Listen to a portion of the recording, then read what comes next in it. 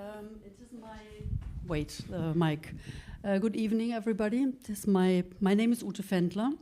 I'm a member of the cluster, and it's my pleasure to welcome you tonight for a very special getting together with two special guests. I'm very honored that they accepted our invitation to be here tonight. So there's Professor Alexie Tcheuyap, and there's the filmmaker Jean-Pierre Bekolo. I will say a little bit more about the two persons who will be discussing tonight. Professor Alexie Tcheuyap is professor at the University of Toronto. He's a specialist in African Francophone literatures and film, with a focus on West Africa and Cameroon mainly. But he has widely published on literatures, on violence, on Boko Haram, on intertextuality, so very, very, very, very widely published. So I'm very happy that he made it here from Toronto just for 2 days to be with us tonight. So welcome, Professor Tcheuyap.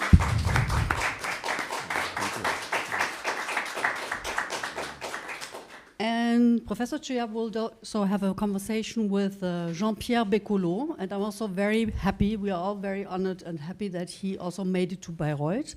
He has been here several times.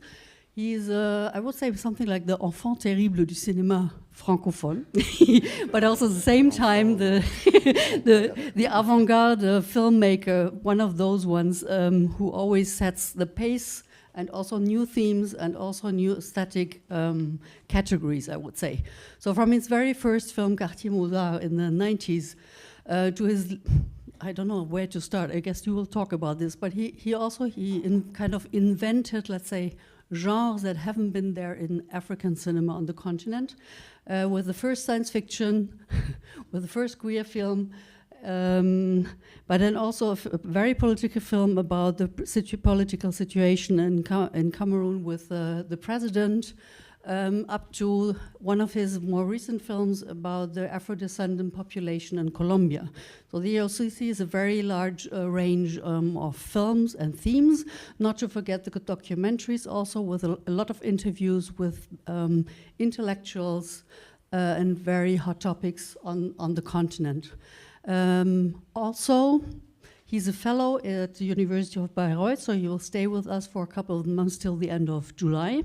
And his project deals now with the concept of healing cinema, and I think they will discuss also this new concept that he will work on in Bayreuth, and you might have more chances and possibilities to exchange with him about this healing cinema concept. So, with no further ado, I would like to hand over to Jean-Pierre Bekolo, but first a warm welcome also to Jean-Pierre Bekolo. So the floor is yours, and I hand over to Jean-Pierre Bekolo. Thank you very much. I have my mic. I have your mic, of course, sorry. Okay. Maybe two is better. Okay, thank you. Good evening. So it's a pleasure to be here. And thank you, Ute, and I think it's a good start, you know, because when I was told that I have to make a discussion with Alexie, I said, what kind of theme, what kind of angle should we tackle, or should I at least? So I just told him the theme because he didn't know what I was planning to do. So the whole idea is actually to question our ability to change the continent as filmmaker, as intellectual, as scholar. I usually say that when somebody doesn't understand a book, he thinks he's not smart enough. But when he doesn't understand a film, he thinks the filmmaker is not smart enough. So it's really in balance, you know. Cinema is not made for people who are smart anyway. It's always for those who are not able to kind of do something very, I would say, who are not very, very educated. In Cameroon most of the time, around cinemas back in the days, that's where all the gangsters were actually, it was like the base of the gangsters. So, but the serious question actually is how is cinema, you know, because that's what I can talk about, able to help with the transformation our societies, which the question I throw also to the intellectuals. You know, since you guys have been going to school, what has changed, you know, in Africa? So I would really start with some images, and then I'll talk through these images, and then hopefully we'll be able to continue, okay? So. To add to this time period, because okay. now that we know, so you imagined your future of 2025 and 2005. So now we are 15 years later, and we are nearly at to 25. And I think so. I don't know how it is right now. Basically, I was asked to teach a class about what they call semiotics. Okay, so if you can see something, just watch like 15 minutes, and then I come back. It felt more like an experimental movie. Okay. I really liked how the story, when we already, or in the beginning, we didn't know where the women are going.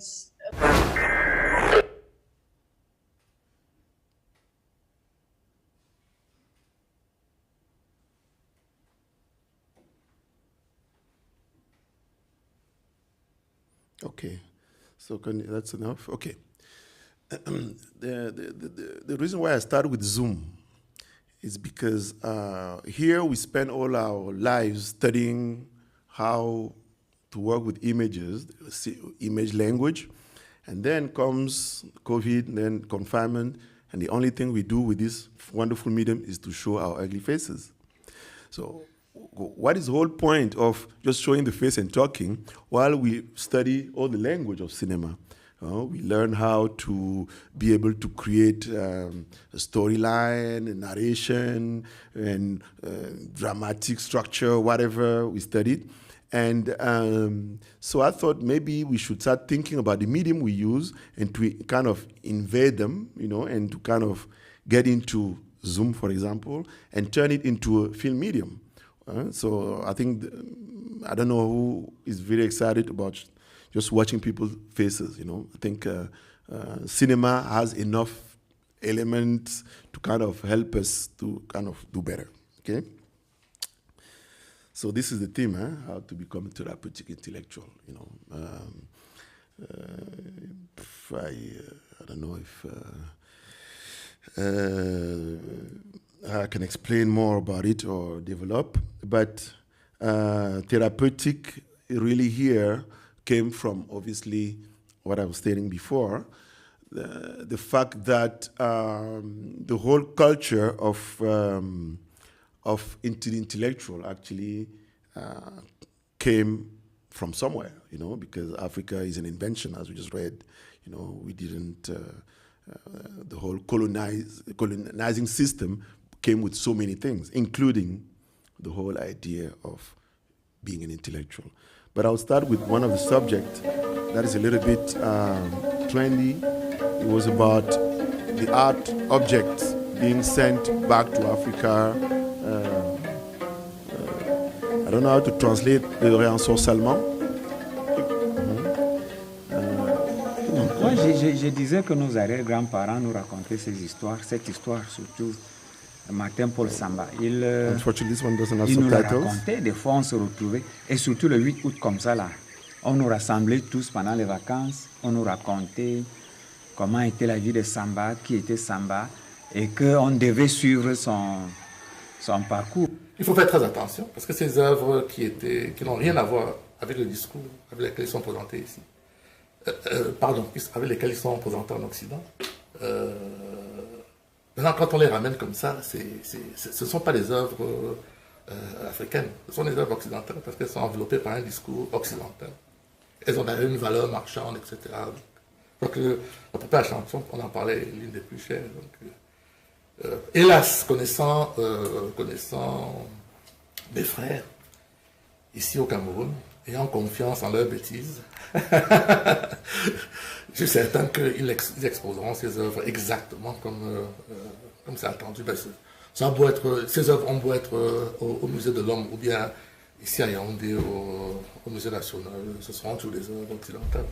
Il faut réveiller nos chefs traditionnels, il faut réveiller nos docteurs de la tradition pour qu'ils lâchent, qu'ils laissent, qu'ils enseignent, qu'ils enlèvent le sceau du secret dont ils entourent certains pans de leur existence, y compris au niveau de l'art. Et ils peuvent ainsi développer la culture pour la jeune génération. Sinon, pour ces jeunes générations, l'art n'aura de signification que pour quelques rois. Pour quelques rois. Or, il faut que l'art joue son rôle pour toute la population. Comment la musique disparaît.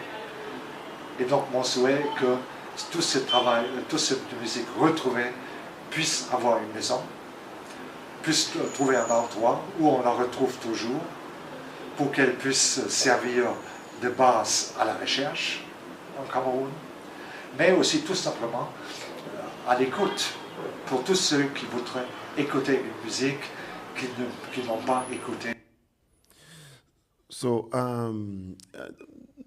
this is a film that I made just mainly talking heads about this idea of returning African objects that have been in Europe that was stolen and whatever. So and it's a very interesting for me topic because it's actually showing a lot about this identity. You know, this is something that belonged to Africa, went to Europe maybe by force or stolen.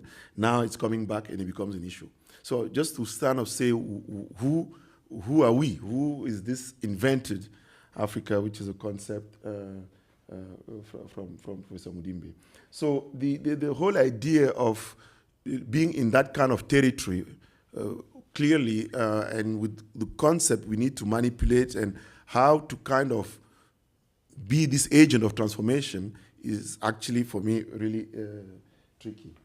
So I'll go to the next. Hopefully. Et aussi tout simplement.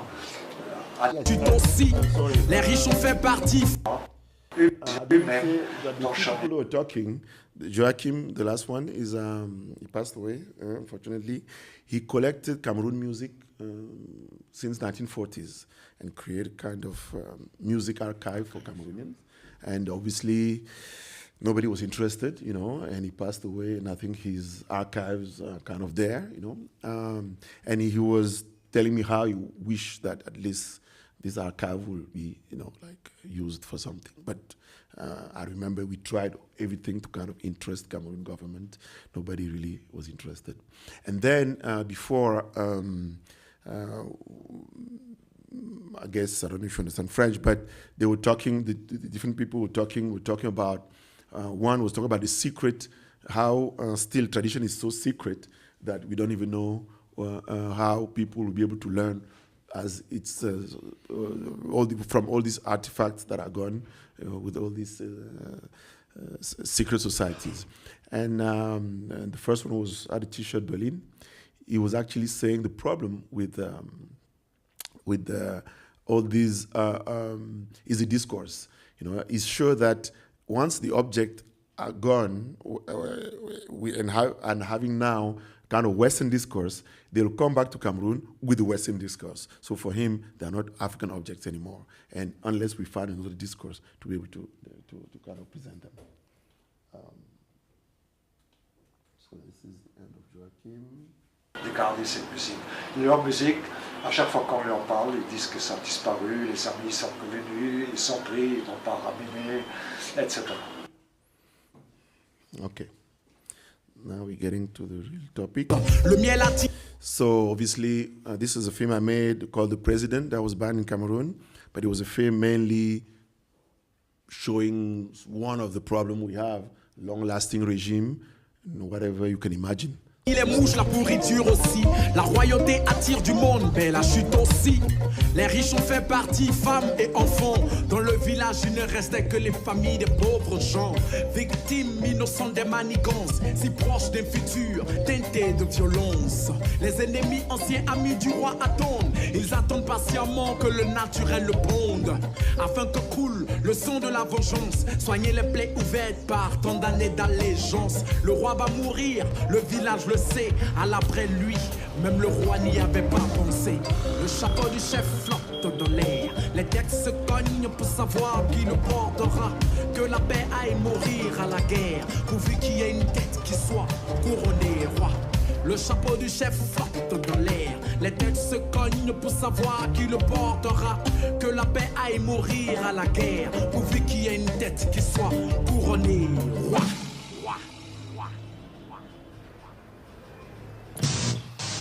Aux dernières nouvelles, c'est-à-dire à l'heure où je vous parle, le président serait allé chez un rappeur nommé Valsero, le général Valsero. Il semblerait, n'est-ce pas, que le président lui aurait proposé de le remplacer au poste de président de la République. Si vous voulez mon avis, Monsieur le Président, je pense que être chef d'État, c'est avant tout une question de responsabilité. Le pouvoir nous donne des obligations. Yeah.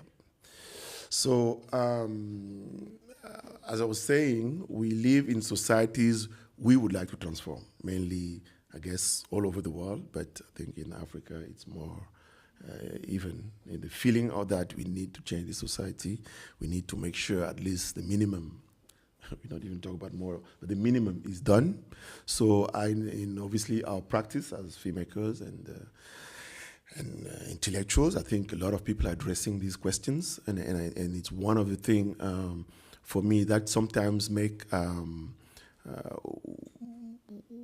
what we do sound irrelevant or feeling that maybe there's something else that needs to be done. Obviously now the question is, how is knowledge helping? Because we suppose that knowledge is actually a kind of tool, or I guess otherwise universities wouldn't be that important. So how is knowledge, really connecting with that need of transformation? Obviously, I can only look at it as a filmmaker, on a filmmaker's perspective. There's an interview here I did with Mudimbe. Mudimbe is Congolese philosopher or whatever. He's been teaching at Duke for many years. He worked on 30 languages, and we made a film of 4 hours. And obviously, he has a very clear idea about all these questions. Now, I hope... Qui produit la connaissance, mettant de côté une inspiration divine et prenant un système fermé, on dirait il y a deux principaux types d'intellectuels. Il y a d'abord, Pierre Bourdieu reprend donc les catégories, reprenait les catégories médiévales qui utilisent deux termes latins, les auctores et auctor, qu'on peut traduire par le penseur est prophétique.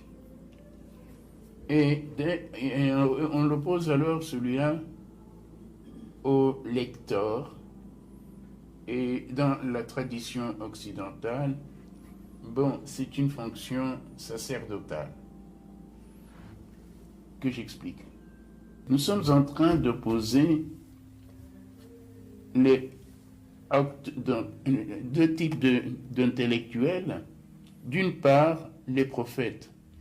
Les prophètes, ce sont des intellectuels qui, avec intervention divine ou pas intervention divine,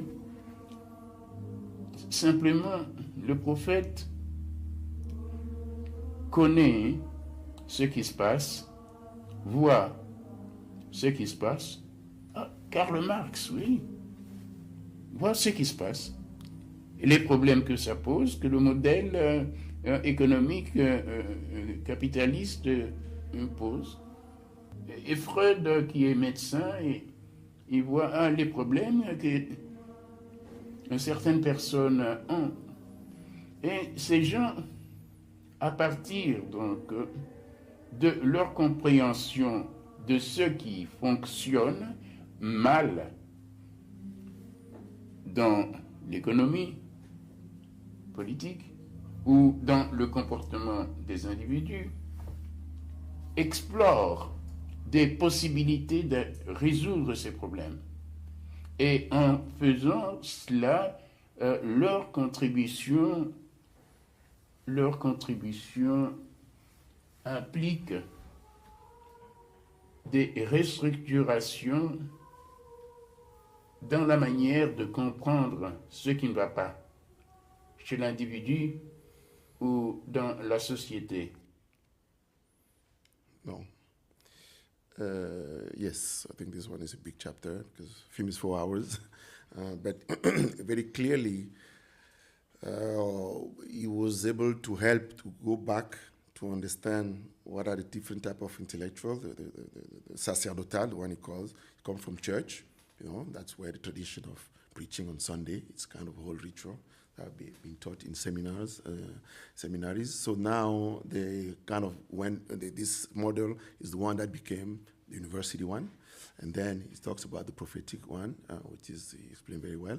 So now the question was obviously looking at again the inability or our need or envy to be able to transform our society, obviously to kind of think how knowledge, affect all that. So I kind of decided to look at the African intellectuals. Obviously, the model of Senghor is very interesting. I guess he's the one in Francophone area, at least, that really defined what an intellectual is supposed to be. What is very interesting is that he became very quickly a political figure. At the same time, he was a poet, founder of the Negritude. So I think, I don't think he taught at university, but he was really the model of the transforming intellectual, as he was, I think, first minister in one of the government in France, and then mayor of Thiès before he became president. And he was independent also at the same time. So Senghor has been, really like this model of the intellectual and the transforming one. Here I was trying to say, I want to show maybe a clip of one of the film I made, because the whole connection with Freud, with Senghor and the French language, sorry, I'm lost. With the French language is really important. I made a film called Miraculous Weapons, based on Aimé Césaire's text, the title only, which is Les Armes Miraculeuses. And that film is actually the story of a prisoner in love with French language, hoping that, prisoner on death row, hoping that French language might save him from death. That's all, I don't know. Okay. So, permission for visits of a maximum of 4 hours may be obtained through the warden for those visits. Oblige those. My name is Stéphanie Foucault. I'm your French teacher.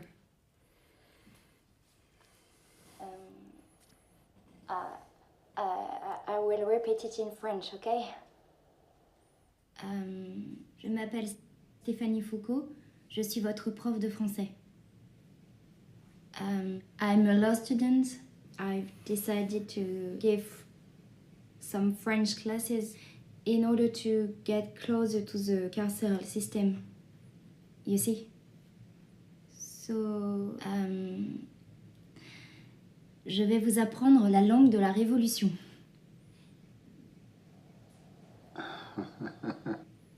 Why is it so important to you that French is a language of French Revolution? Do you want to bring revolution here?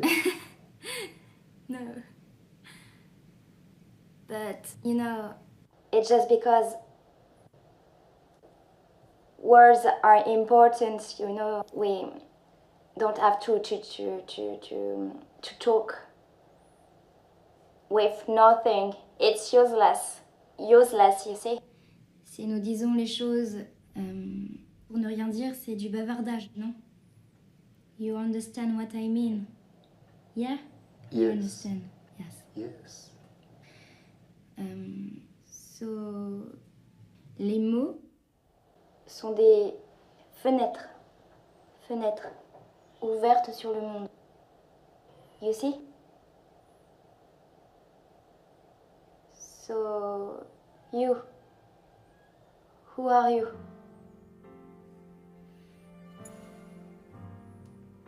In our world, I am a nigger, a legal slave.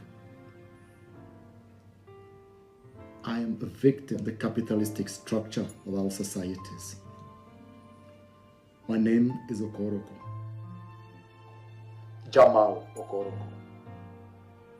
I am a man who dreams of a society without privileges, where pigmentation of skin would be nothing but a simple accident. I am a man who is conscious that he is a victim of oppression because of his so-called race. I would like to force, to oblige those who tried in vain to reduce me to a status of an animal for centuries just because of the color of my skin. I would like to oblige, to force them to see me, to consider me, to recognize me as a human.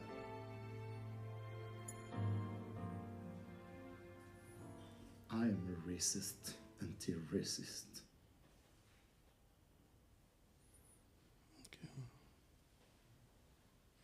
La vie. Okay, so this is a little bit long, but yeah, but further down, yes, he's actually explaining how the French language, Sartre, he heard about Sartre, and then that's why he decided to study French, because he heard that some people think they can fight oppression through the French language. That was his definition of negritude. So that's for that one. I'm lost now.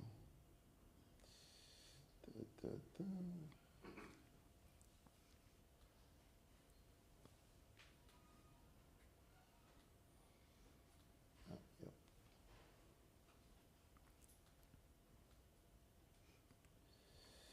So yeah, let's continue with cinema. Yes, the intellectual. Yeah, so that was for the French intellectual. Yeah, that's the clip we saw just now. Yeah, the syncretic intellectual, I love this one. I don't know if you heard about people who are at the same time chief professor, doctor, traditional, whatever, and poet. So we had this picture you saw before, is the case. He's a minister in Cameroon, but he's all these things at the same time. He's minister, doctor, professor, traditional chief, and everything. So the question being really how all this work together, why the need of all this, in transformation of society. Obviously, the preaching is what we heard before by Mudimbe, the whole idea of just hoping that by talking, by telling people things, obviously the society will change. Huh? And now we're reaching also the whole education system that obviously was like a kind of Western model, like brought to Africa, and with people obviously learning, Western model of education, obviously, which was because of invention. And also, and I like this one too, the whole idea of solutions. Thabo Mbeki, when he was president and there was this kind of HIV crisis, he said we need African solutions. Obviously, a lot of people died, but waiting for the African solution that didn't come. But the whole concept of that there are so many problems in Africa, but most of the solutions are not Africans. And maybe that's also why the transformation is kind of difficult. Obviously, these are cases of non-intellectual transformation, even if you can consider that there were many revolutionaries that were kind of intellectual. One of my favorites is Amilcar Cabral. This picture is interesting because you have Sankara and Kompare who will kill him at the back, laughing. So, yeah, these are people who decide to solve some problems in their way, maybe making a coup on the continent. So this 1966 Congress of Black Writers and Artists at the Sorbonne was really kind of a big change. Just look at the fact that it was before independence. Ghana will be independent 1 year later, the first country. Then all these people meet, obviously for change, knowing that they're intellectuals, knowing that they're in Paris, but thinking that they can change the continent, just being writers, artists, and getting together. So for me, it's kind of inspiring. One of the figures that is interesting, and we'll talk about him later, because he's also, for me, the first therapeutic intellectual, is Frantz Fanon. Frantz Fanon comes to the Congress in September, 56. Then he resigned from his position as chief of this medicine unit in Alger, 2 months later in November, and he joins in February the army, the FLN, to start fighting. He gave up also his French nationality, or just before. So that meeting, that gathering, obviously this is how Senghor defines it, because this was after the Bandung, the non-aligned conference, where black people were able to kind of affirm their own identity, Frantz Fanon quote also is very important because he's kind of already giving the tone, the body-to-body of the nature with its culture, racism element of the systematic oppression of the destruction of cultural values and the devaluation of, sorry, it was fast. So that's why I put him there. But they were also very interesting figures in that kind of way as intellectual, though there's Sartre, obviously, and with the Che Guevara and Simone de Beauvoir. So actually, it was interesting to see also how they perceive all this. How do you transform society as an intellectual? Why would they go to see Che Guevara? And now this is Fanon during the war, when he was now really ready to fight. Here, now we go back to, which is actually like a funny connection with Fanon's book, Peau Noire, Masque Blanc. So I think this is now where cinema comes in. We wonder if we can't identify some problem in the society and maybe see if cinema cannot fix them. And this is a case that happened in Cameroon where this businesswoman create kind of drink that will make you bleach, like you become white, light skin, just by drinking whatever. So it created a stir, and then obviously it goes back to the shame, being ashamed of your own skin color, which is still, obviously a big issue, and that somehow can be addressed, with the elements cinema provides, meaning, identification, representation, self, whatever. So I think for me it was important that to see in 2022 you have this kind of problem, and maybe cinema has kind of therapy, for it. Fake cinema, obviously, when COVID hit, we were hoping that Will Smith would come and hit like he hit the aliens, So we thought he would hit COVID. So just to say how much American cinema has made us think that America can do everything, and then Will Smith came back hitting, instead of hitting COVID, he was hitting, what is his name? Chris Rock. So just to see how kind of vain is cinema, then the idea that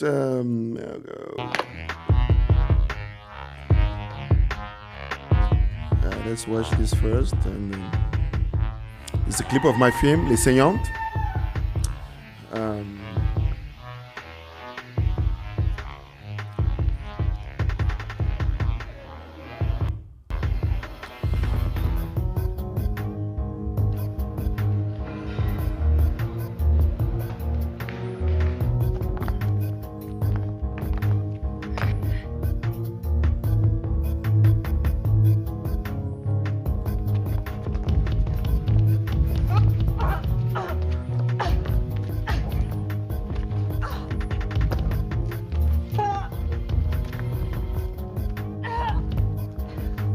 Yeah, this one mainly is the feeling when you watch a kung fu movie that you're strong. I don't know why. I don't know what kind of triggers something in us. that make us feel that because we watch a kung fu movie, we can fight. So for me, it's very important because it helps define what is cinema. You know, why do we feel that you didn't get any training? You just watch somebody fighting, but you feel like you're ready to fight. So for me, question the medium we're dealing with, you know, and what is it? What is it really? So many people try to define it, obviously. There are a few definitions I liked a lot. Christian Metz, I took some of his class on semiotics. For him, it's like a mirror. It's like the mirror more faithful than the actual mirror, you know, so the way he defines it. Then Godard, that's Tarkovsky, you know, that's long. But I like when he says that that we gave up too quickly on immortality. For him, he sees actually that the responsibility of the filmmaker is really like a penal, like you can actually be jailed for making a film a certain way. So which gives it very important, like reality. With Godard, I like the radiology dimension. It's like, cinema is like radiologist. So we are actually, and for me, I define myself like this, like just to be able to show the problems. Because when you do an X-ray or scanner, is to show the problem. But the one who does the radio, the X-ray, is not the one who fixes the disease. You go back to the doctor, another one who will actually give the treatment. So this is a good diagnostic tool. He's not a filmmaker, just Anna, but I just like the fact that he says that any series of art is a critical kind of act, you know, really. So I think somehow I like that, you know, that when if it's not critical, it's not really serious. Henri Laborie is, I think, he was a biologist too, but he. It's all about the imagining man, you know, because he's above all the capacity to escape and to the imaginary world that creates a new world in which he can finally play. Okay, if cinema itself became like a disease, you know, because somehow when you go to Hollywood today, you can go, they detest movies. They put you also like in the doctor, like look at this very well. You know, you can see the heartbeat for this movie, and then you can tell this is good because you can cut this part because it's too low. So they have all these like hospital kind of to make sure that film is success. So how they kind of connect it to our biology. Obviously, we are kind of a victim of all this. So there's also all this useless cinema. I mean, I call it red carpet cinema. You know, obviously, we don't wonder what red carpet has to do with cinema. So it's now very popular in Nigerian films, in Cameroon. They mix all this idea of celebrity being. While I like this case because even if it's unfortunate, that in Nigeria they were talking about making 1,000 movies per year, but that year they didn't see any movie, couldn't see Boko Haram coming.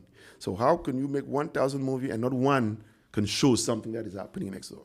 So I felt that somehow cinema becomes a kind of distraction. Actually in French they say distraction, but something that distracts you from a danger that might actually, I think COVID was the same. Nobody saw COVID coming, or maybe somebody did, I don't know. So I like this one also because this film, Good Will Hunting, this scene with Matt Damon and Robin Williams. It's not your fault. Don't fuck with me, all right? Don't fuck with me, Sean, not you. It's not your fault.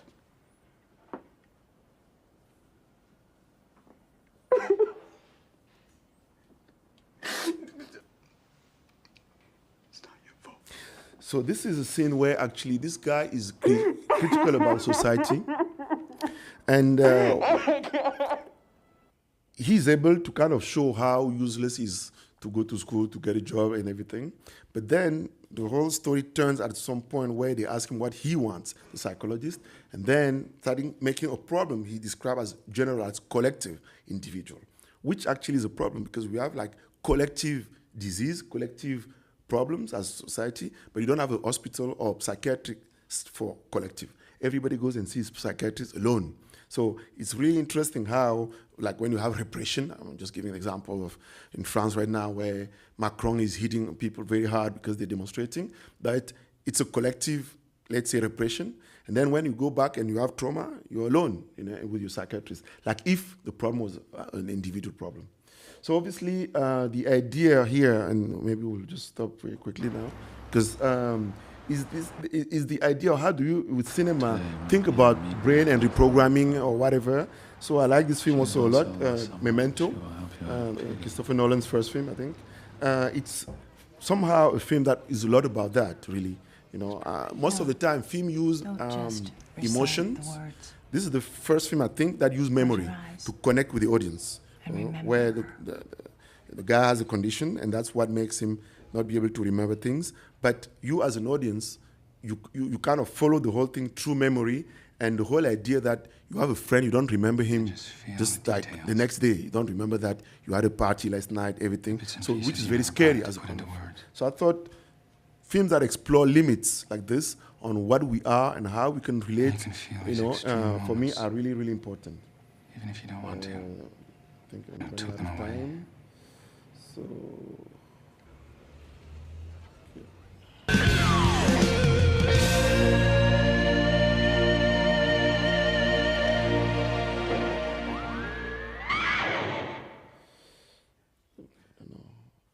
Yeah, so there are so many things. Ebusi was a Cameroon philosopher. He wrote many interesting books, and the main one is The Crisis of Muntu, meaning that he's actually showing the crisis we are as Africans, contemporary, between the kind of what we're supposed to do, what we're being told to do, because we've been told so many things as colonized, as Africans, as whatever. So I just think he's explaining how we are kind of in limbo. But his first book was about the dialogue and the myth. So where it was actually his thesis of PhD. But he was talking a lot about how dialogue is more real than all this thing we do, which is like writing or even making films. Why we love Black Panthers and all this. This is for kids mainly, but kids love these superheroes because obviously they're small in a world of big people. So they kind of, they call it the rehabilitating hero. You know, when you had a trauma, you know, you always want somebody to help you kind of go further and to be able to pass your trauma. So, and that's, say most of us will have or have some traumas, and sometimes we need a rehabilitating heroes. Some dictators use that too. Okay. I think it's almost the end. Yeah, Scarface, because we like bad guys. No, behavior. Behavior is very important. Obviously, yes, cinema is a lot about action, but not the kind of action we see. We think, took this image because it's unfortunate, but the idea that cinema is a call for action somehow. So we have to do something. I always feel like watching a movie, going back home and sleep is kind of strange. Yes. Yeah, obviously, as you can imagine, there are many movies that are in malls while you had... When I was 2 months old pregnant, he left the house. Then he told me he was going somewhere. Fortunately, he went and he never came back. That he was burnt by the military. The great massacre that happened in Bali, at the Waterfall South. He was burnt there. He was one of the victims. Okay, so I just stop there. Now, this one is really what kind of the whole healing cinema business. The idea that obviously cinema shouldn't be in malls. Maybe we should find other places. But this specific piece is a kind of an exhibition where we actually take stories, you know, with people with kind of trauma. And then the audience are people also who are kind of sick. And then the jury is kind of the specialist, the psychiatrist. So we are kind of playing how cinema could maybe be between the audience that are people with a problem and the jury that are supposed to help, and then the film that are also supposed to be like, I don't know, made in a way that it should actually help. So I'll stop there for now. I think it was too long.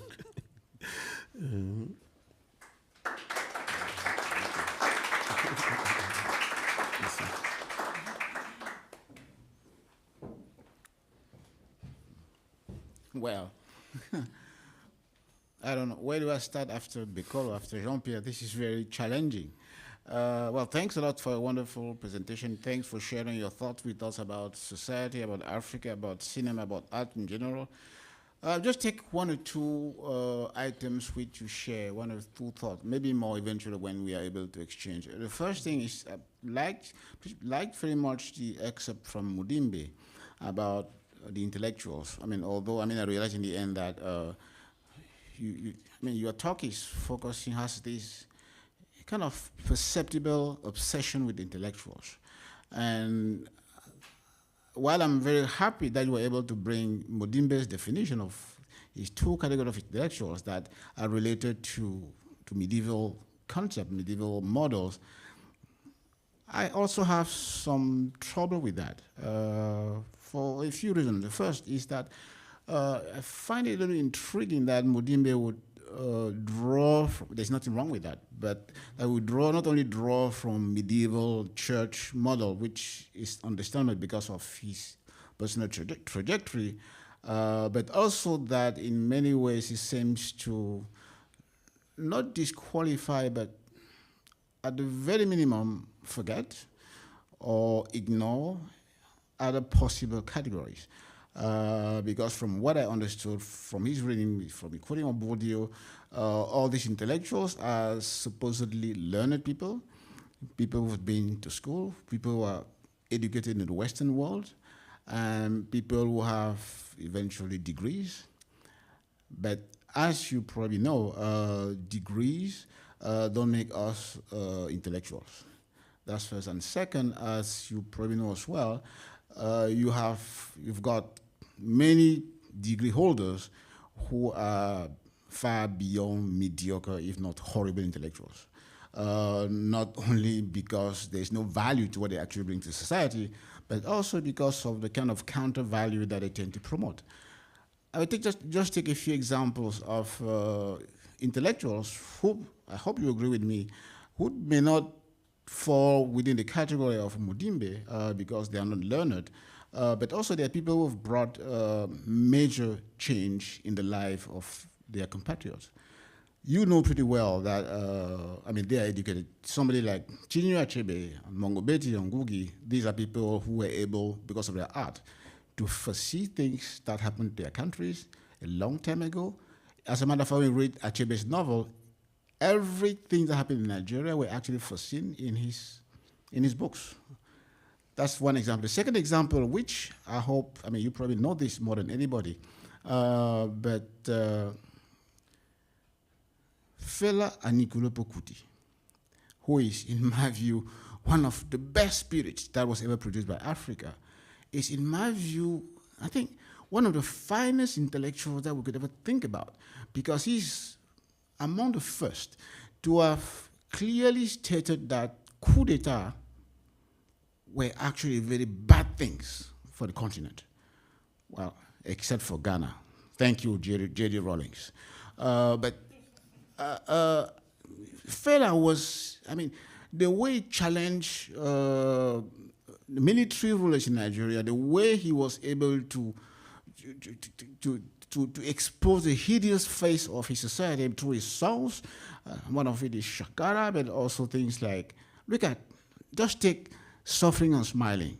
I mean, isn't it amazing that over 30 years ago, he was able to capture the nature by which many African population, many African people are able to comfortably suffer while smiling the first time in the same time. So, I mean, this is something that Fela saw many centuries, I mean not centuries, many decades ago, and he put it really forward there. I will take one or two other examples. I mean, what do we do of somebody like Tikenja Fakoly? What do we do of yourself? What do we with Mongobeti? What do we with Fabien Ebusi Bulaga? What do we do with somebody like Pius Njawe, for example? They never wrote books, but they seem to have had a very important impact in the life of their countries. I will end with one other aspect, which I don't think we've actually theorized a lot. But this is based on my experience as a child and as a grandchild. I will tell you what to think about it. You know, I was educated by my mother and my grandmother. And it's interesting, and I'm pretty sure you will share this with me. You see, these women, especially my grandmother and my mother, you would see people come from far away to come and seek advice about specific things. They would even call them to come and judge and rule on certain social issues, and they bring peace. They never went to school, but they were able to have an impact on the life of people who were around them. thanks to their knowledge. You probably know the history of many African elders who are actually social leaders who did not have any specific traditional responsibilities, but they were respected by their people because they were able, they were real models to everybody. And these are people who had real impact. And I feel that we as academics, I'm not saying intellectuals, you see the nuance there, I'm not sure we've been able to render justice to many of these people. And finally, we see day-to-day people who struggle and make significant change. Is change only made through the discourse or knowledge that you produce, or that change can be made through your daily action? Look at the child who cleans the street in Yaoundé in Paris. Look at the, I mean, you know this, look at these elementary school teachers who were working for missionary schools for, in fact, almost nothing. Look at the huge impact that it had in people's lives. So that's it with the intellectual. Now, talking about the transformation, I would seek your input from that. It's interesting that you talk about the ability of knowledge and intellectuals to impact and transform society. And then you relate it to cinema. I'm actually very happy to bring that because it seems to me that this is, don't take this as a provocation, but it seems to me that it's like a 360-degree transformation and a wonderful way, in my view, to reconcile with a predecessor whom you've spent a big time challenging. Who is that? Semben Ousmane. That 30 years or 40 years later, you are back to examining the possibility for cinema to uplift and bring social change. That's precisely why, that was precisely the aim and the goal that cinema and his evening school were seeking in the 1970s, 80s, which, of course, is a concept and practice of cinema that has its own limit. So that today in 2023, you seem to be reconciling and engaging with Semben Ousmane, although don't quote him, I'm not even sure that they thought about him, but I find it fascinating. But then my question to you would be, while we talk about film as a means for social transformation, if that's actually the case, are we not giving too much power to movies, to culture? We can agree on one thing. Cinema and intellectuals can actually foresee because they are power representation. Cinema can predict. As you were telling us today that somebody were asking you, well, how did you know that in 2025 we will be in the dark? Because camera is in dark totally. So while cinema is able to foresee, to predict, is it actually able to bring that change? If it does, how does the change happen? And finally, how is change brought institutionally and socially? What is our responsibility as artists, as academics, potentially as intellectuals? Because we tend to conflate both. Many academics who've had some half-baked degrees think that are intellectuals because they go and make noise on TV. You know, Cameroon is a perfect example of that. Yet they are unable to produce anything which is sensible. So how do we go about that? But to end, while I get your question, I would really love to get your feedback about this coming together, this circle. You are back to Semben and to Algiers charters. Cinema is going to transform Africa. Well, how do we do about that? Thank you. Okay, many challenging points. Thank you. I think the end is actually more interesting for me because you mentioned everything but the topic, therapeutic intellectual. Yeah. That's what you forget.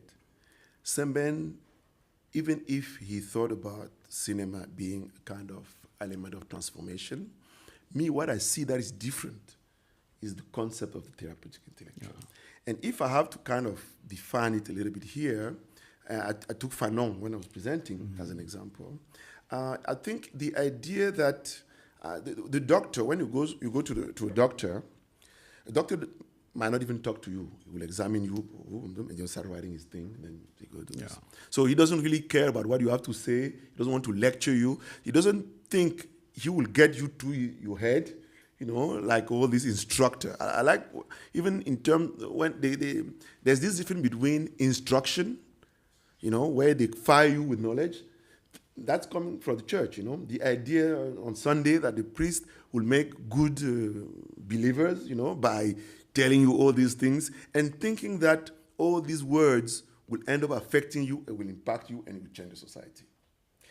I remember this American guy who was doing an NGO in Cameroon. He was telling me that the difference between our NGO and the usual NGO of the French is that they lecture villagers. He said, when we think they're tired, they don't want to work, we put vitamins in their food so that they have a lot of energy and they start working. So it was not about lecturing, hoping that I'll get them through the brain and then I'll trigger some action and transformation. So to say that the concept itself of therapeutic, it's considering the society like he was sick. And be also a person who would decide to care about the society.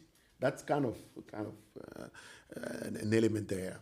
And actually, you can even talk about cinema of care, or you could call it healing cinema, but the idea that if the relation changes and is not anymore about, you talk very well about your grandmother, your mother, the caring relation, where it's not about lecturing you, even if there's education for sure, the information you need to get, but the idea of now embracing this society with all the handicap we know, with all the problem we know, and decide that how am I going to operate as a doctor just to fix, the patient. Okay. Now, Fela, I love Fela too. Actually, I have a piece, but I couldn't show it. It's too long on Fela here. He is actually a perfect example. But Fela was a prophetic intellectual. That's what Udimbe defines very well. He sees exactly what's wrong, what's right before everybody else, what needs to happen. But now look at what he did. He created a state, Kalashkuta. He became a polygamist, married all his dancers.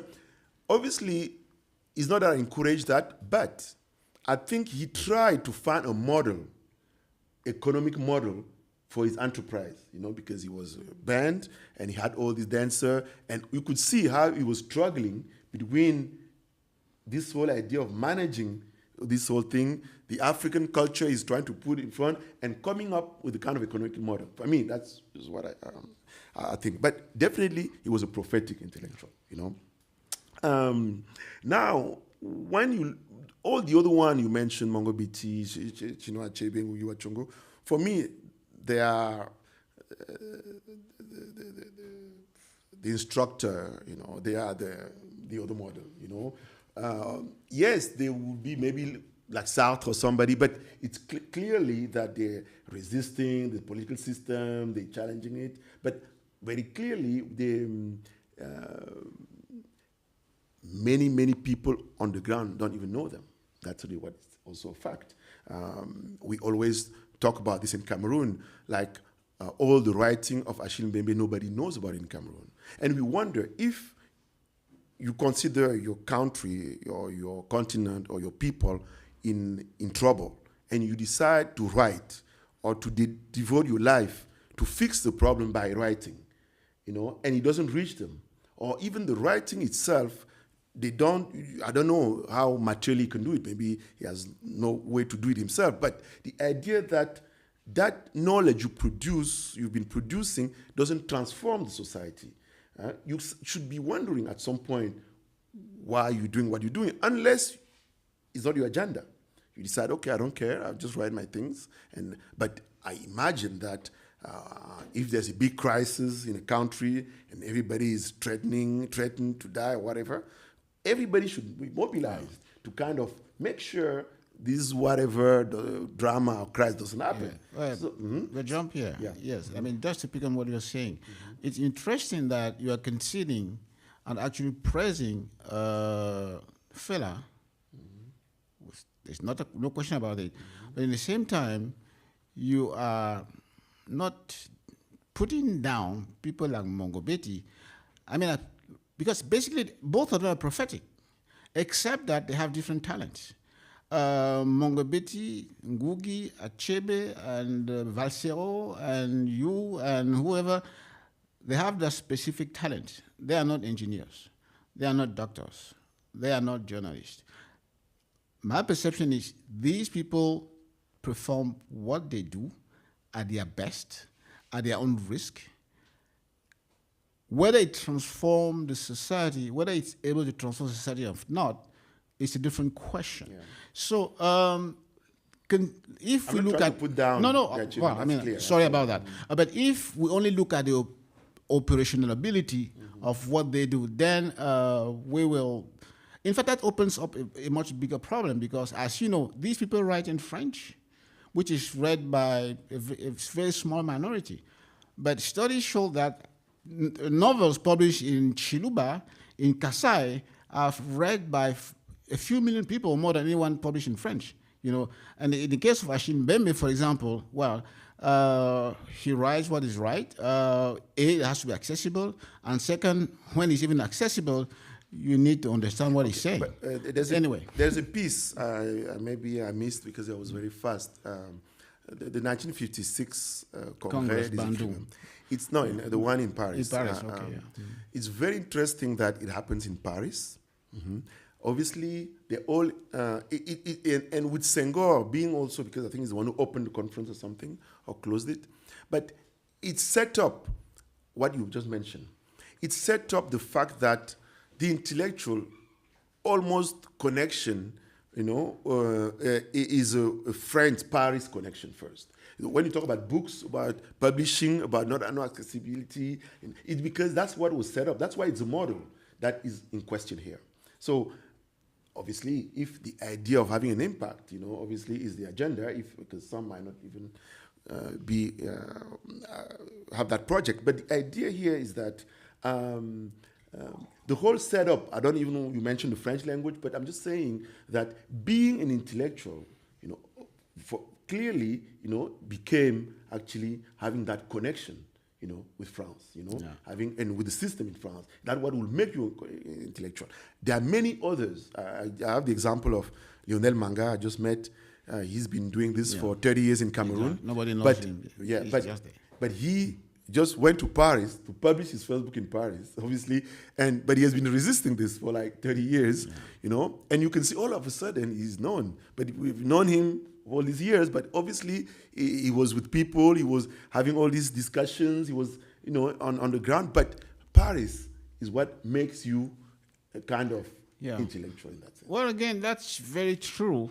But my opinion is, I think we can only blame ourselves if we continue to make Paris the place where we need to publish, the place where we need to be. It's unfortunate, but I think the French are not responsible for our making them and their country and their culture the place where we can legitimate ourselves. This is not where the discussion is going. Finish. No. If I may finish. No, I'm just saying, I just want to make point. This is not the question. I start the whole thing about Africa being an invention. So we are in the mimicking kind of culture. When you want to be a filmmaker, you will have to mimic those who have been filmmakers before you, who most of the time will be Western filmmakers. Maybe you look like now we have more from different countries. But the whole culture being an invention, as Mudimbe says, obviously we at best become that culture, or we are at least following that culture. So I'm just saying it's a kind of identity now. And when we talk about the mask at the beginning, the first film, it was the idea, and that's what Pierre Feuzeau is saying, is that an African mask that was taken, that was a ritual object. A Western discourse was put on it. When it comes back, it's a Western object. So that's what he says very clearly. So we shouldn't also deny that, No. Because that's a kind of given. Okay. Yeah. Anyway, well, I agree with you of lots of the things. But maybe one other thing that we could discuss or even explore is how, if we can go beyond this, should I say victimization? But let's just take one or two examples. if you can put Paris or Berlin or Beirut or Britain, I mean, in the 60s or 50s and even into the 80s, when talking about books, you had all Paris-based publishers. In the English system was Heinemann, London, Nairobi, and what have not. But we also have some intellectuals and writers who are local born, who did everything on the continent, and they've been actually successful. And yet, and then to your point, when the others realized that they are so successful, then they picked up on that. The first and prime example being Nkrumah. When he published Les Soleils des Indépendances, it was deemed that, oh, this is too ugly to be published, this is not French. But when it was so successful, the French picked it up and actually, quote unquote, forgot to mention that it was previously published in Montreal. We can also take Moussa Konaté, who was publishing in Bamako, all his detective novels. Eventually, all his novels were taken by French publishers just because he realized that it's successful. So it's really, in my view, upon us to create this system, a network that allows us to be more productive and also to institutionalize and canonize our own. You are probably familiar with, there was this old man who was called Professor Obama Jean-Baptiste. This man was so knowledgeable, but everybody ignored him. You probably remember Atebayene, who wrote Mémoire d'un colonisé. This guy was an important figure of the UPC. He had such memories, but nobody knew about him. But that said, what do we do in the face of this? Okay, I would say that most of we have, again, society transform. Obviously, I don't have expectation from that society the way it is right now. So, and again... very pessimistic, Jean-Pierre. I don't know, but I think I am a, how do you call it? I don't want to say therapeutic intellectual, but I am more a radiologist.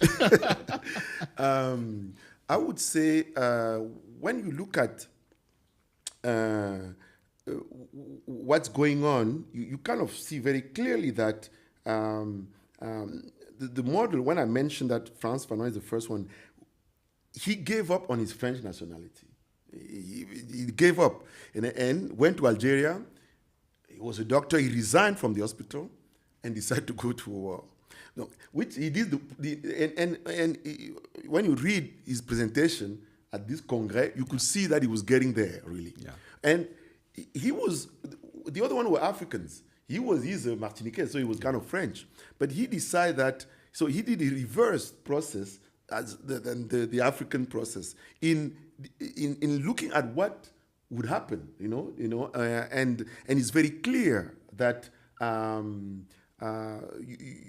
you can see that the whole concept of change or transformation became like not a theater, but just a kind of performance. Yes. People would perform being for change. Yeah, Jean-Pierre, I have a question for you, but don't feel compelled to answer. I will try. But are you trying to say that beyond and after Fanon, there is little or no therapeutic or transformative intellectual on the continent? If so, which one are they? No, that's not what I'm saying. No, I'm just trying to understand. I'm saying that... I'm just trying to prompt you. I think he was in that generation, let's say on that generation, at that time, because the whole idea of being intellectual was so related to the colonial master.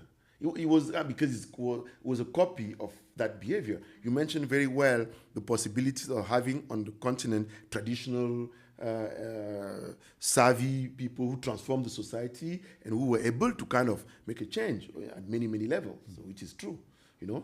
But I'm talking about this model because it's the model that actually was and is still being replicated. I always say that even if in Cameroon law, traditional law is being kind of acknowledged, you don't see anybody saying that I'm a traditional lawyer. Everybody would say, no, I'm a lawyer, graduate from, I don't know, what university. So you can see very well. The same with the medicine. Because medicine is very important. Everybody in Cameroon, from the bottom Cameroonian, with no money, with nothing, to the president, everybody go to a witch doctor, to a traditional healer. Yeah. Everybody. But And COVID proved that, actually, because, Cameroonian, most of the time, I don't know for other countries, they just follow whatever the system. So when they saw that the white man is dying, they said, damn, so you cannot follow them anymore. Let's go back to our tradition, look for solutions. Because it was the fact that people were dying in Europe. Because it was not that they went to their traditions because they wanted, but it was like, usually just follow. Just follow whatever they do there is good. Mm-hmm. But when they saw that people are dying in Europe, in America, that's where they start digging in their tradition. Well, what do we have here to do this? So you can see very well that despite this power of knowledge, this old knowledge, the traditional indigenous knowledge, people are not really giving it any value. So you don't have any traditional hospital. Most of the people, produce, you can go on the street, you can see poison mixed next to all these medicines, whatever. Nobody's actually working on it. No, I'm exaggerating. But it's not really well organized by the system, the way the Western hospital is organized in Africa, in Cameroon. So you can see very well the value they give to traditions. But the trend clearly is to continue producing these intellectual, So I don't see, and the whole idea of integrating the whole therapeutic, and I like when you mention people coming from very far to seek advice from your grandmother and everybody. So I think it's a kind of therapeutic. Of course, yeah. And obviously, where is it happening? Where are people trained? I'm sure that the new generation is not doing it anymore. So I'm just saying that whatever valuable is there is not really modernized, integrated in a way now it could be embraced, unless it's validated by Paris. By the West. It probably looks like Paris is somewhere so central in what we all do. But I take it that you don't want to mention anybody post-Fanon, but you don't have to answer, as I said. Sure there are people, I would, because it's just to see that that model was not really followed, Yeah. Maybe also, that we have this thing where when people die, we feel like they failed. Cameroon is a country where we had a war of liberation for independence, and we lost. So today, everybody's a traitor because that's what pays. But coming back to Fanon, even at 1956 conference, you mentioned Senghor, but what about Césaire? Because Césaire, he was also an intellectual, but rather extremely committed. In fact, closer to Fanon, we would say ideologically than what would. So where would you put him? Because in fact, he combined both. Theory, fiction, also practice, because he was mayor until he died. No, it's true. It's true that Césaire is not Senghor for sure. Yeah. And I think, as you said, I agree that he was closer to Fanon's model, because obviously he gave up on so many things, and he went back to kind of, at his level, be a kind of agent of transformation. Obviously, his writing is more radical than Senghor. But it's clear also that because he was French, it's very difficult for Africans to kind of relate to that, because when you start analyzing the failure of Africa, I don't like to generalize, but let's say some people feel that Cameroon is a failed state, So when you compare, obviously you cannot say the same with Martinique, because he didn't go for independence, because he knew also that it wouldn't work. So I think it's really interesting to see how he knew he didn't have much room, and he preferred to stay radical, but also knowing that he won't be able to do much. But he's a good model, I agree. Right. Coming back to the therapeutic and also the transformative intellectual, how do you assess the collaboration, to put it mildly, between academics, maybe not intellectuals, and political power in post-colonial state, for example? For me, that's really where what it comes down to, actually, somehow, because the transformation is being either blocked or implemented by the political system somehow. So it's very difficult to be a kind of transformative agent without having to confront, the political state, but at least to conceive it, So because people don't have a model. I always say that when you know how much hope the Sankara, the Rawlings produce in African population, and even now the coup in Mali, they kind of produce hope,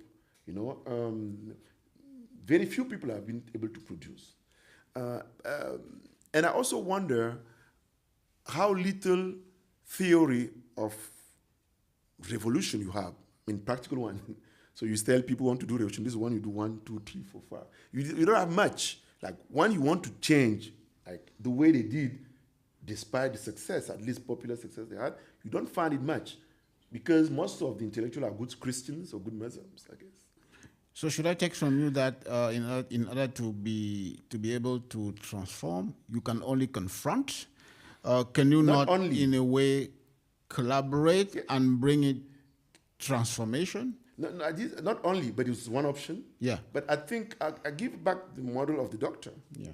The doctor is just committed to heal you, even without your consent. No, at least you have to be consent. But I'm just saying, he's not about talking too much. He just active and come up with knowledge. Obviously, he studied to be able to make sure he reverse the process that is harming you. Maybe there are questions from the audience or from the colleagues online, if they have any. I suspect there will be many. Does it work? Yeah. First of all, thank you very much. Because the time is limited, I'm very sorry. So that we open up now for some questions. And maybe before you open up, maybe you can make like one statement, bringing it. Everything you have been discussing was a lot about the intellectuals and bringing back to cinema again. I was missing a little bit the link, along the discussion. So can you make it a little bit more concrete then again? Okay. So obviously, and then we open the second up for part the of the discussion. presentation I did, obviously, I had to go very fast because I felt that I was taking too much time. It's very clear that when I mentioned, for example, the physiology, in cinema, meaning that the heartbeat, all the emotions being produced, and all that is actually engaging your body, physiologically. You cry. So cinema, obviously, they say it's kind of immediate. It's almost taking the medium out. So you start living cinema like real life. That's when I was mentioning the gangster community around the cinemas. Is because actually it's not cinema anymore. Whatever values are there, are able to. So for me, that it's very clear. And when I also mentioned the rehabilitating hero, Batman, Superman, for children mainly, but for everybody, it's very clear that cinema is because of identification, has kind of elements that make sure that you get into the things. And I always like to mention Nazi movies. I remember I went to Berlin and then I tried to watch them, and they said, you cannot watch them. I'm like, who are you? I'm a filmmaker. You cannot.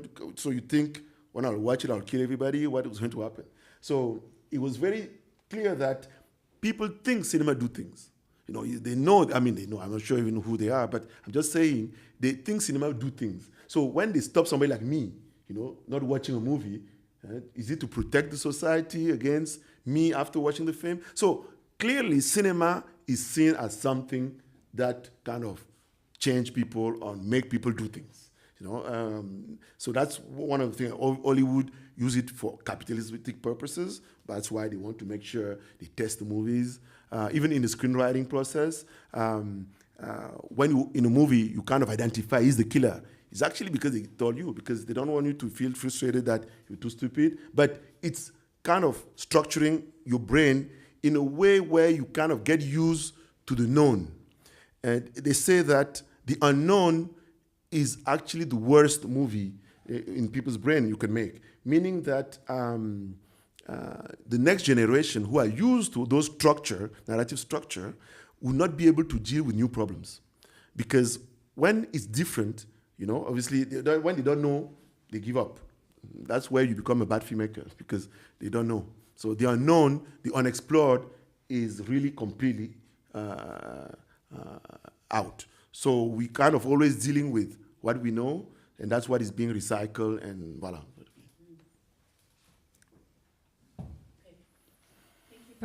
Thank you very much. So if there are questions here, maybe you can come here and ask the question, because then people in the Zoom can also hear your question. So we didn't want to be Zoom. YouTube channel. Good evening, gentlemen. Thank you for the vital discussion that you guys have highlighted here. I wanted to first touch on the 1956 conference and talk about James Baldwin's reflection of that conference, because I think that reflection is often overlooked because he wasn't a member of the panels who were speaking.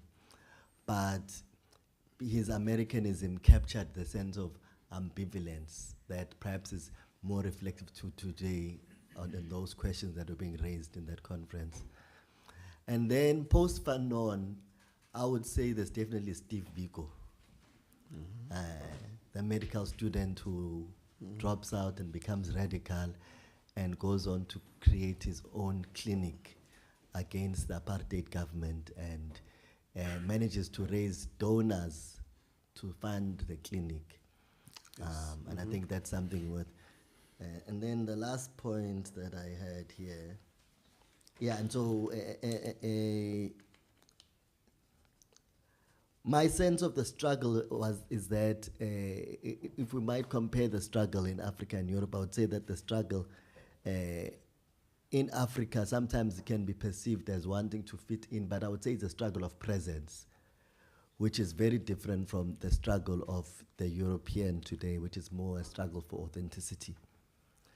And so when people are struggling to be present, of course, then they want to be integrated into a greater Nollywood, or the idea that in South Africa, when a big American pop star film star comes to play Nelson Mandela, that's when the movie is really happening. And so I want you guys to reflect on that. Okay, très bien. Okay, I'll go for now. So I like very much the Steve Biko and the Black consciousness model, which is clearly a therapeutic intellectual. Sorry, I forgot him. Obviously, I haven't done my list, and maybe you're helping me now completing that list, definitely. Because obviously, he was at the same level as Fanon in terms of dealing with what is going on in our minds as Black people. I think I like the Fanon, Baldwin and Richard Wright conflict, because they would think it was a kind of tension. One was suspected to be CIA, the other one was supposed to be KGB. So anyway, what I liked about the whole thing is that it was a kind of a time of all these things, you know. And despite all these differences, I think Richard Wright threatened to leave the conference at some point. But I think despite all these tensions, Africa became independent. You know, that was one of the goals. How? Was it really independence? Still. But still, I think it was the energy they put together to say, okay, we will get together and really at least call for change 4 years later. And 1 year later was Ghana, and then 2 years later it was other African countries. So I think somehow, despite all this, you know,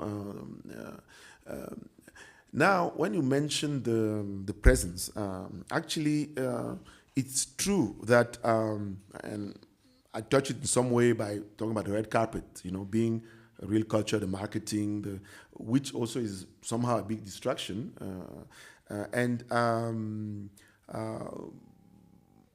Again, it's a kind of a struggle and between the wannabes, because we kind of coming from a colonial kind of mind, and those who really are interested in doing something with the community. And I think the same medium, you know, is actually for those two things. I always say every text is not literature, you know, every image is not cinema. So now, depending on how you define cinema, obviously, but I don't think we're doing the same profession. We're in the same profession. You know, those who go for red carpets, I don't think we have much to talk about, you know.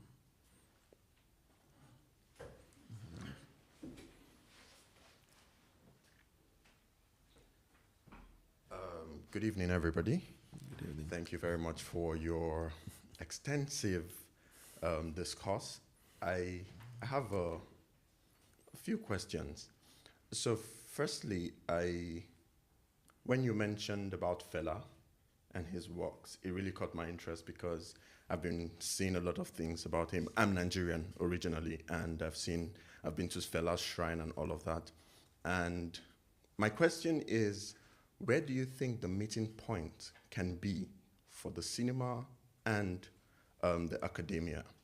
Because one presentation I made last semester was on Nollywood as a change ambassador, a positive change ambassador. Because I've been in the Nollywood space for quite some time before coming here, and I've seen the challenges that we've gone through as a film industry, because the government does not support the industry basically, and you know how the industry started from market people, basically traders who decided to come together to start an industry, and it has grown to be the third largest in the world currently. And just a few days ago, there's been like a massive revolution on one of the films that was released on Netflix. It was released and the viewership was really great, but it mirrored the society exactly how it's happening currently in Lagos and the political space. And the posters of the billboards was torn from Third Mainland Bridge by the government. So it was a whole revolutionary thing. And I think that Nollywood is doing, or I'll say I'm concentrating on Nollywood because that's what I'm really familiar with.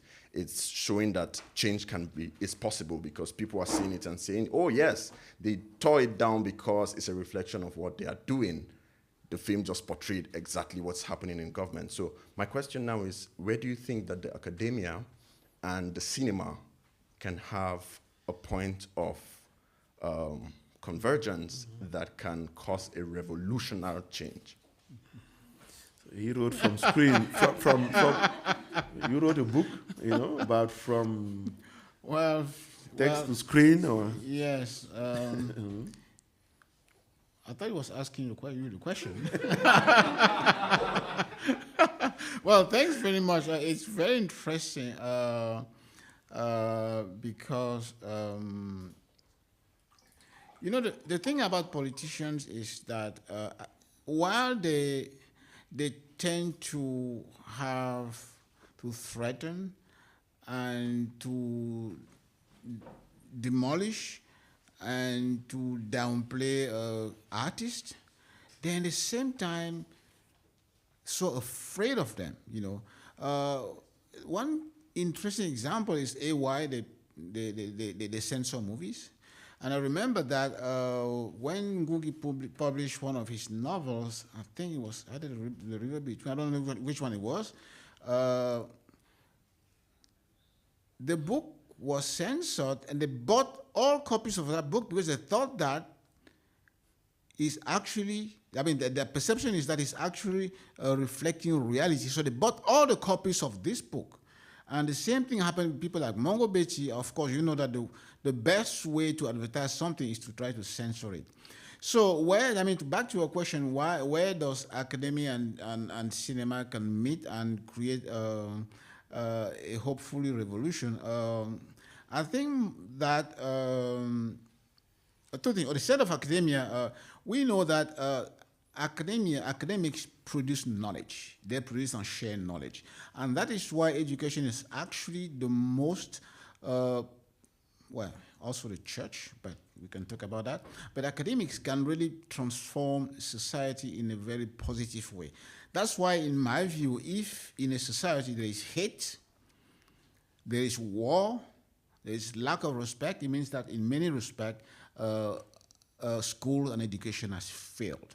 Because if you are not taught at school by academics about how to respect a woman, how to respect your brother, how to respect somebody who's different from you, it means that there's something totally wrong.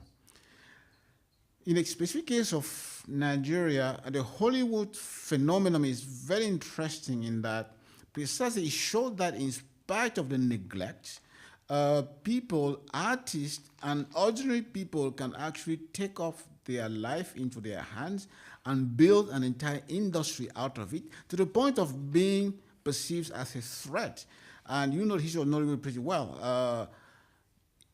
Thanks to Nollywood, there's an entire industry. There's Department of Theatre and Drama that exploded in many Nigerian universities. So this is, in my view, something that was unexpected, but which the society is building upon to hopefully apply a systematic change.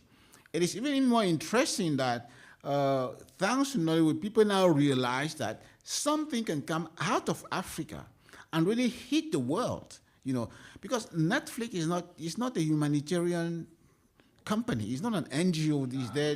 So they can only put their money where they know there is going to be a return. It's not like a remote return. It has to be immediate return.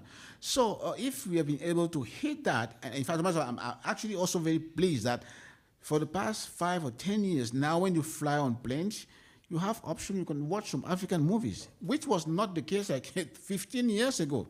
So, I mean, in academics, what academics do, I would say even more cinema industry as an industry than academics, it blends all this together and puts Africa in a web that was not seen before. And that is why we say thank you, Nigeria, thank you, Nollywood, thank you, cinema from Ghana, also Ethiopia, which is actually a huge thing, you know. So to put it in summary, entertainment does not only entertain, but it can also be transformative, also be in many ways therapeutic, mirror that society, show the wounds which only in ways that only artists can do. Yeah. Okay.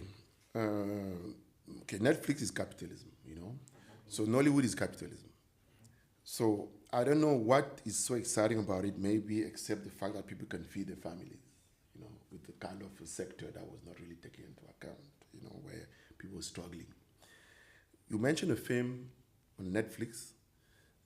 So films on Netflix, they don't have an author, you don't remember the director. So what happened when you put your film on Netflix, it's Netflix film. It's not anymore Jean-Pierre Bekolo's film. It's a Netflix film. So you don't see the change? So it means that any film on Netflix, you don't care, it's Netflix, you know? So they managed to erase the authors, those who actually have a specific voice, you know? It becomes a Netflix film, you know? And how can Netflix create a revolution, you know? Which, when you look at, you know exactly, obviously, as you said very well, it's about money, okay? Maybe, I don't know if you know their business model. They come to Nigeria, they put $10 million in a Nigerian film or series. They expect to have, I don't know, 10 million Nigerian subscription for 1 month, paying $10. So every month they're making 10 or 100 million. They'll do it once, you know. But then every year for the next, I don't know how many years, they'll get monthly their 10 or 100 millions. That's what they do. Obviously, Netflix doesn't have a production unit where they actually think about what's being written. They kind of work with some producers, but very clearly, you know, I don't think, and that's maybe me, that this structure are there for a narrative healing or whatever we talk about here. It's about money. I was in Colombia when they released Narcos. Obviously, everybody was calling me that you're in danger, you're in Colombia, I see Narcos, and then it's like dangerous for you. I'm like, where? I was going to Quibdó, to Choco in the bus and everything. I don't remember even encountering any drug dealer. Just to say that, obviously, content is important. It's not just about industry, because, again, you know, yes, you know, giving jobs is always important, you know, but I'm just saying it's also about what are we saying. I like Fela a lot. I think Fela made 20 songs, I don't know. But each one of his 20 songs changed something or was talk about something nobody talked about before. You know, even the UN never say that African country were corrupted. He's the one who said it first. He was put in jail, you know. Actually, I believe they killed him. But still, just to say that content is important. I don't even like that word content because it takes out the meaning behind what you do, you know. So the name disappears, the topic disappears, kind of it becomes just like, content, you know. And at the end of the day, you have the industry, yeah, money. So obviously, if it's at that price that we will have an industry, for me, obviously, I can't buy into it. You know, I like when you say, you know, this filmmaker, Sadiq Balewa, Ola Balogun, you knew what they were about in their mind, like Fela. But now it's Netflix, even Hollywood. But people say it's an Hollywood film. I'm like, nobody talk about, this specific film, this happened. One book can change your life. Like one film can change your life. But I don't see this film, they talk about them in plural. Hollywood's films, you know? So it's just like, the presence, you know, somebody was saying about the presence, but in the other way, it's just something that is there in space, you know? Anyway, obviously, now to answer your question, I think somehow it's really, I think one film, and maybe this one was the one who created revolution, but it has no author. It's a Netflix film, you know? And I don't think Netflix is about revolution, because if that revolution goes very far, Nigerian government will stop Netflix, Netflix will change the story, because at the end it's about money. So it won't be any Fanon fighting. The Netflix will never have that, you know, kind of attitude. That's just what I can say. There's online. There's one question. It's already very late. It's quarter to 10. So maybe I can read the question from online, and then you had a question before. Online also. Yeah, this is what but they didn't write it here. Well, then they have to wait if they don't use the official way. Okay, let me read this one. Saibo Bayo asks, I would like to hear a bit more about the philosophical ground of cinema, especially the way Bekolo brings ancestral cosmological framework into play, giving the example of Les Seignantes. Is there another? Let's then take 2 or 3 together and see how we can maybe mix a bit also the answers. Otherwise, the questions and the answers were very long. Yeah, I mean, it's good. It's not a critique, but we don't be limited in time. I'm sorry. From Thierry Boujeke, he would like to know how much trauma studies help you, Jean-Pierre, in this search for your definition of the therapeutic and healing. And from Gilbert, he said, you have done interesting work on the African diaspora in Colombia, for instance, and I was hoping you would share some in the opening fragment you started with in relation to therapeutic dimension of cinema. In your diasporic project, I guess you encountered different types of knowledge producer that made you rethink African stories, African philosophy, or African personality, or even African's future. Does your recent cinematic work with the diaspora have a therapeutic function for you, and perhaps for those with whom you have collaborated in your recent projects? Gilbert. Thank you. So actually, I'll start with that one, because actually, unfortunately, I have the clip, but I skipped it, sorry. But the idea of going to Colombia, obviously, I call the film Neuneinhalb. Neuneinhalb, when you think about Jean Rouge, moi un noir. So the idea of going to Colombia, 10,000 kilometers away from Cameroon, and meeting people there where actually you kind of connect in a very basic way in the town and then in the bush, but it looks like you're in Cameroon. But what was really interesting is I didn't go to make a film, but I decided to make a film. And obviously, just this decision of making a movie is what kind of object would it be? So there's one thing I create in the film was what they call the missing archives. I was told about stories about like cimarrons, like local heroes, and I had to produce some clip of them that didn't exist, obviously. It was just a story they told me. So one element was to create this missing archive. And then the other thing was also, as I said, to define what we do. I cannot be an ethnologist because I'm African, like they kind of are. So how do I go there? What do I show? What do I not show? So this whole selection process, I remember I tried to get money for post-production for this film, and they said, no, we don't understand your documentary because it's not very clear. I said, it will never be clear, because it's clear that I will never tell the story to a Western audience. Because what happened when they will watch the film themselves in Colombia? I want to talk about them like these people, you know. So obviously, I'm part of these people. So I will make a way where I cannot put the story like I was a foreigner.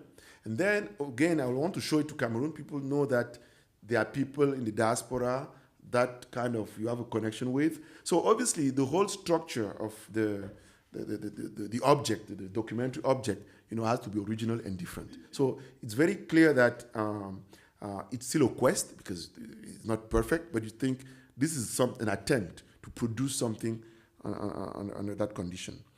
To talk about the first question, naked reality, the Muvungu, traditional ancestral stuff. Obviously, in my film Les Seignantes, I use a kind of women's secret society concept called Muvungu.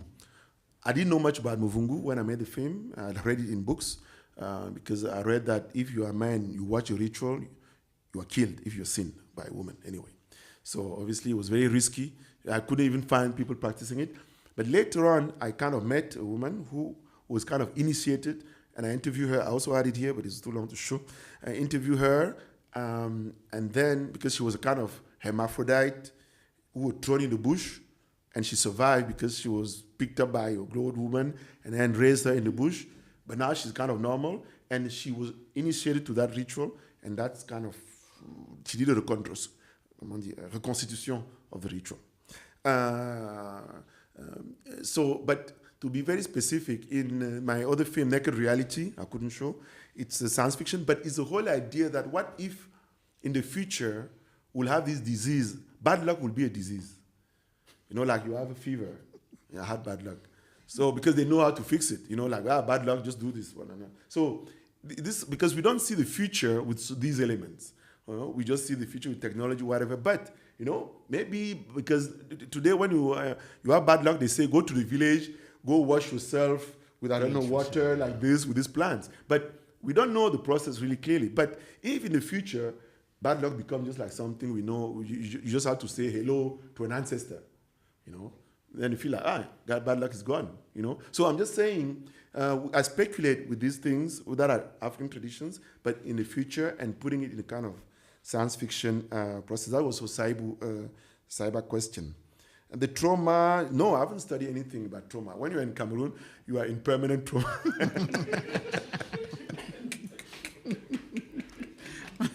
Well, it's a joke. It's actually a joke on WhatsApp. And I saw it in WhatsApp. Somebody was saying that when he dies, if he goes to hell, we just tell God, no, I'm from Cameroon.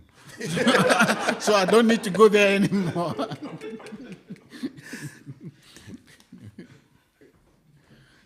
Anyway. I think there was one, maybe we can take one last question. Okay, let me come and use the mic. Thank you very much for the presentation. Now I'll pick it from the last point, trauma and everything, but it's not about trauma. Considering the fact that most African countries still suffer from post-colonial anxieties and effects, and the current precarious state of most African countries, how does cinema become therapeutic in Africa? Since we've been talking about therapeutic intellectualism. So how does cinema help Africa, where an average person does not even have a television, and a lot of things are still in place? So how does cinema become a therapeutic tool for Africa? Then number two, we talk about different types of intellectualism. We looked at Fela. As much as we look at Fela as a prophetic, there are some school of thought that will look at the music of Fela and Anikulapo Kuti and say it's therapeutic. However, the question now is, does therapeutic intellectualism, we talk about transformation, intellectualism, prophetic and everything, does it take precedence from all this form of intellectualism? And if yes, how does it? Thank you very much. Okay. You want me to pick? Okay. Well, I don't think all forms of intellectualism, in my view, are very complementary. I don't think they exclude each other because we have to first give credit to all these intellectuals who invest their energy in producing these thoughts, values, and also very much action into what they want to do. Remember I said that intellectuals, actors, they have different talents. So they perform to the best of their abilities depending on where they want to go, depending on where and how they see the society. So, the short answer is no, they are not mutually exclusive. They exist next to each other. No. When you ask how cinema could be therapeutic, I looked at more how it could be a disease for sure, but how you could actually harm us. At least what cinema does to us. The whole problem for me is just mimicking cinema done by people here and there instead of trying to produce cinema just from an intention that is very clear. Let's say, I always say that cinema was invented in Africa. What is cinema? They say cinema is telling stories with pictures and sound. So I don't know if you had experienced somebody telling you a story where nothing happened back home, but nothing happened because he just left his house, came here, but the way he's telling you the story, obviously, I don't want to say it's therapeutic, but it could be kind of an experience where you see that his talent of delivering a story kind of affects you in a certain way. So I'm just saying the idea of being able to tell a story without even looking at the story itself, just the ability to tell a story in a certain way, obviously has a kind of impact, a feel-good impact, whatever it could be. But I'm just saying cinema is not something that is alien from Africa. So we shouldn't separate sometimes, because of technology, camera, we start thinking that it's not something, that is in African culture. Well, basically saying cinema is narration, the ability to tell a story. Yeah. With pictures, well, yes, with or without pictures. So. It's not cinema anymore. I think we have to come to an end. I'm very sorry. But let me thank you very much. And maybe thank you very much for giving this great start of our semester term here. We had a good discussion tonight that we can continue. I recommend everybody to read the text written by Professor Tcheuyap and also see all the films, watch all the films of Jean-Pierre Bekolo. Maybe you want to mention the new site? Link, jeanpierrebekolo.com. Yes, okay. Today they will ask you to pay, but send your email first and then we'll see what happens. Okay, so please, I invite you also to thank our two discussants for tonight.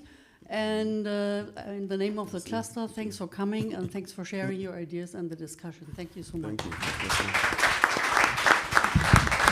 Thank you.